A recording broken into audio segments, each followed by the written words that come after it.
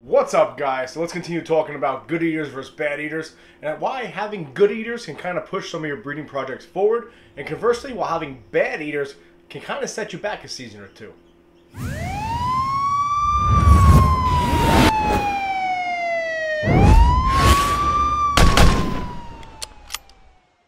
What's up, YouTube? It's Baker. Welcome back to Blue Line Morphs, guys. Listen, if you're new to the channel, please subscribe, hit that notification bell, give me a thumbs up, comment down below. Check me out on Instagram, blue_line_morphs, Facebook page, Blue Line Morphs. Everything's Blue Line Morphs. It is St. Patrick's Day. Aaron go bra, guys. Listen, I will be drinking after this and having a nice cigar. I worked all day, but it's the first St. Patrick's Day I've worked in a very long time. Normally in the NYPD, we have the Pier, which is brought on by the Emerald Society, which is a lot of cops, a lot of beer. It's a really good time, and we're always fit for duty. So, no real update. Hanging out, chilling. Midweek, hope everybody's having a good week. Had a good feed video. That was the best feeding day I've had in a very long time. Really happy about that, right? Doesn't happen too often. Got some strikes in there for you guys. I'm going to do those feed videos every couple months. I like to keep track of the feeding responses, right? Because, like, I did that video. Plus, it's really good views. And it is what it is, guys. I look at that video and how some of the snakes responded to the food. I go back and I actually look at the older videos of the other feeding videos from months and months ago, look at the same snake and see how they responded. It's really interesting to see how, as they get bigger, they change in size, or the weather, or the temperature, or the season, time of the year, how kind of the feeding response changes, especially when they're being bred, so forth and so on. So, yes, it's for the views. Yes, it's for the algorithm. But it's also one, listen, that's part of breeding ball pythons, and also it's really cool to document that and see the changes in the behavior of the snakes. I have new equipment coming on Saturday, so definitely check that out. Pick up that new snake from Joe this weekend, or hopefully later this week. We're doing a video about that on Saturday. Have new pairings this week, okay? I'm going to be putting my banana pied banana pied male to my 8-ball pastel spider girl. Hopefully make some really nice hets. We'll see what happens. I don't really have the genes. I have a really strong pied game right now, a lot of genetics in it. I don't really have the black pastel or the cinnamon involved in that project, so I definitely want to get that going. Make some nice hats, that's the goal. I'm also going to be putting that Coral Glow Black Pastel Trick Mojave male in with that big pastel mystic. We'll see what happens there. So we can make some really nice combos. Really excited about that. She's definitely building because she's a house and eats like a savage. So they're going to be going in tonight, actually, right? It's Wednesday. They ate 4 days ago. They're going to go in tonight, and there's a storm rolling in tomorrow, so hopefully that works out well for me. As far as who I'm going to pair up this boy with, that pastel butter, leopard clown, red stripe, possible het pie boy, did a lot of thinking about it. A lot of feedback. I really appreciate it. Everyone wants me to go for gold. Everyone wants me to pair him with that normal het clown, possible het pied, which I think I'm going to do. A few reasons why. One, I'm going to prove out either way what's in him and create some nice double hets, right? Cool, awesome, no problem. I don't really plan on using, even if he is het pied, I really don't plan, unless he proves out to be like old red stripe and spot nose and leopard, I really don't plan on using him for my clown pie projects. I plan on making my own male, right? We know this. My Aussie pied boy is going to go with that pastel clown pied girl hopefully this year and make some really banging pied het clowns, okay? And that's what I'm going to use for my clown pie project. Now, I do have the yellow belly Angie double het clown pie girl, will be ready next year. I have the pastel clown pie girls ready this year. And then I have the killer leopard clown pie girl coming also, finally. So my clown pie project are off to a good start. So I figured, why not? Let's go for gold. Let's see what happens. Maybe I produce some clown pies this year. How cool would that be, right? Imagine he proves out to be like leopard and red stripe. Imagine somehow I hit like, shit. Imagine I hit like a Batman, a red stripe Batman pied. Oh, right? How cool would that be, right? I don't think I would sell it. Hell no, I wouldn't sell it. Wow, that'd be cool. I didn't even think about that. Anyway, let's get right into this video. So last Thursday, this video was for Thursday, but it's Wednesday night for me. I did a video talking about good feeders opposed to bad feeders, right? I don't power feed my snakes, guys. I do feed them for breeding opposed to pet. Opposed to like if you have a pet and how often you feed them. Don't power feed my snakes. I do feed them often if they're younger, every 4 days, 5 days, give or take. I monitor them. If they seem to get a little chunky, then I slow down. I monitor the sheds, so forth and so on. So we did that video. We compared some snakes that are the same age, size differences, and talked about their eating habits and how that kind of correlated with that, right? So today I want to take it a step further because I kind of noticed this the other day myself while I was making the other video. I was like, before I made the other video, I was like, oh shit. I was like, that'd be a good second parter, right? Content. So that's what today's video is about. It's about how a good eater versus a bad eater can push your breeding projects earlier, or they can happen sooner, versus how they can kind of hold you back for a year or 2 years, or with that girl, probably 3 years, okay? So I have some examples. I want to compare some snakes, show off some snakes, kind of talk about their ages, their size, and what I'm using for, and how I'm using them, and if they were good eaters, where I would be with that project, okay? The first two I'm going to get into, I bought them, one of my first two snakes, I bought them in the same close proximity of each other. They're about the same age. The one girl that is bigger is a little bit older by about 2 months. Nothing of significance to make her have an 800-pound difference in her. But the first one I'm going to show off is the Pastel Lesser Het Pie Girl. Now, when I first got these two, where are you, honey? When I first got these two, they were about the same size, okay? They're about the same size. Their eating habits were very similar. They both were great eaters for me.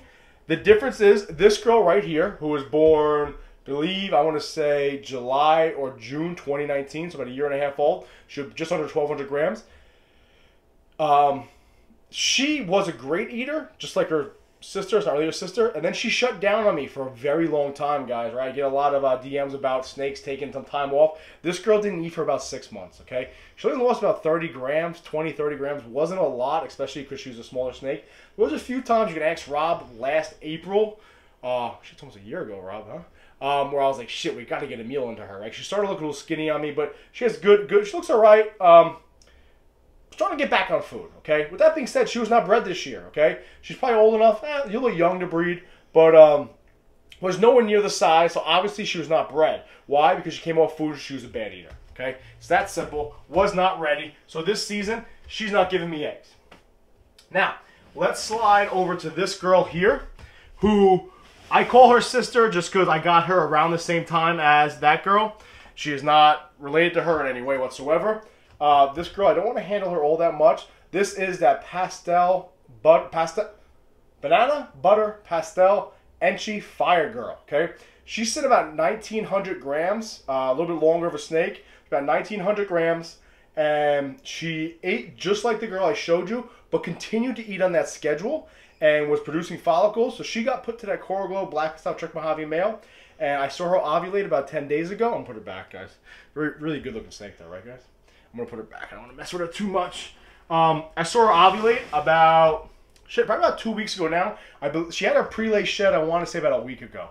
So I expect eggs from her within the next 20 to 25 days, give or take. And just check that out for a second. I got the snakes around the same time, about the same age, I guess. They're about 2 years old, give or take, okay? Won't continue to be a good eater. Give me eggs this year. Conversely, one shut down on me, was not a good eater, and I'm not getting eggs at her this year. Is it the end of the world? Absolutely not. But had they both been good eaters, I'd have 2 snakes laying eggs right now, okay? Really good example of that, how a good eater can kind of progress your projects to the next, quicker for the next year, right? This girl's laying eggs for me while the other girl isn't. What's the other example I want to show you? Check this out. I bought this girl from Ozzy Boyd. She's sitting right here for me. She's over a year old now. I want to say she's probably about 13 months old. About 13 months old, I would say. Let's call her a year. Let's call her a year old. She's the high intensity orange dream yellow belly fire clown girl, right, with that axe on her head that I picked up from Ozzy. Okay. Was not a good eater. Became a good eater. Became a shitty eater. Was on ASFs for about a month, eating like a beast. Now she kind of slowed down on me again. She's weighing in at about 800 grams. Okay.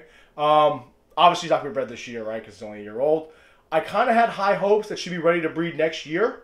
I don't know if that's going to happen, just because of she doesn't eat all that much, okay? She's very inconsistent with her eatings. Sometimes I'm like, oh, fuck yeah, she'll be 2,000 grams in no time. Other times I'm like, shit, she's not going to break 1,000 grams. So she's a really powerful clown. She doesn't have pastel in her. She's a really powerful clown female for me. And because she's an inconsistent, not that great of an eater, I don't know if I'm able to breed her next year at her, she'll be a little bit over 2 years old.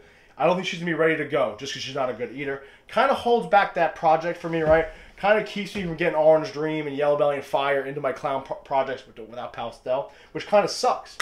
Then you flip it over here. I can show you 2 girls. The first girl I'm going to show you, hopefully I don't knock my thing over. Oh, why are you on top of the hide, honey?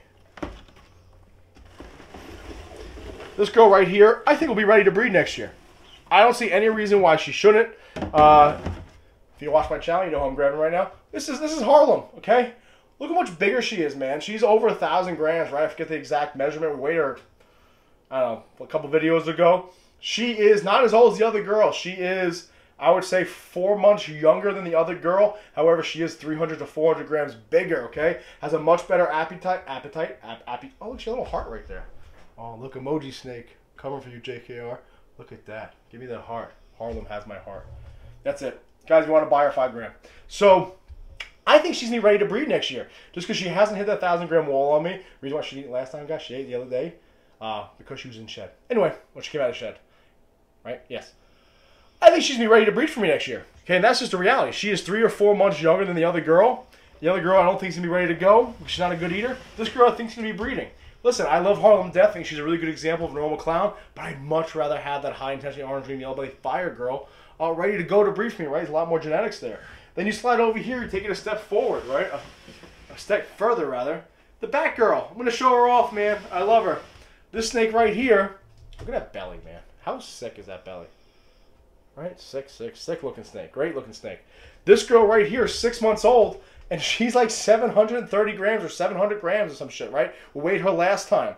So she's going to put that other clown girl to shame, and I'll be breeding this girl, who's 6 or 7 months younger than the other girl, much quicker, okay? Just because she's a good eater. So I'll be producing some back girl clutches way before I'm producing the other girl in clutches, okay?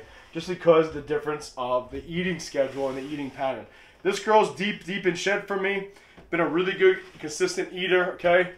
She's the killer entry blade clown girl. She's about 1,200 grams, I believe. Again, I got her around the same time as that first clown girl I showed you. She's been consistent. She'll be good to go next year. But the other girl hasn't, right? We're doing the same thing, we're comparing. But now, I'm going to be able to breed this girl next year, which I'm really happy about. But again, conversely, I can't breed that really powerful animal because she's not a good eater. Okay, kind of sucks, but it's just the way that it works.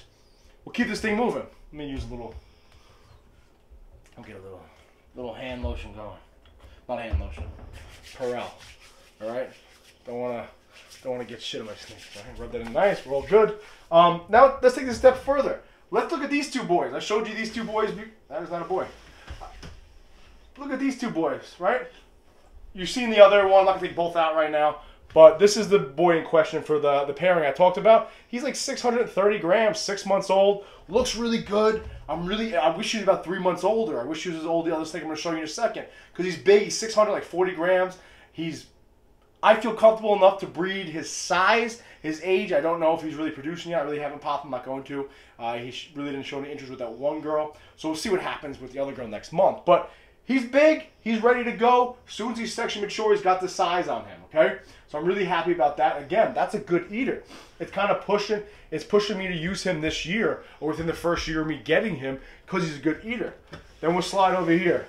Yeah, even though he shed the other day, here's my Aussie boy. This snake right here, I want to breed him in the worst way, guys, okay? Obviously. I spent a boatload of money on him. He's super powerful. He's supposed to be the focal point of both my regular pied projects and my clown pied projects, right? He's supposed to be going to that pastel clown pied girl. He's the orange dream, yellow belly, fire, pastel fire, leopard pied.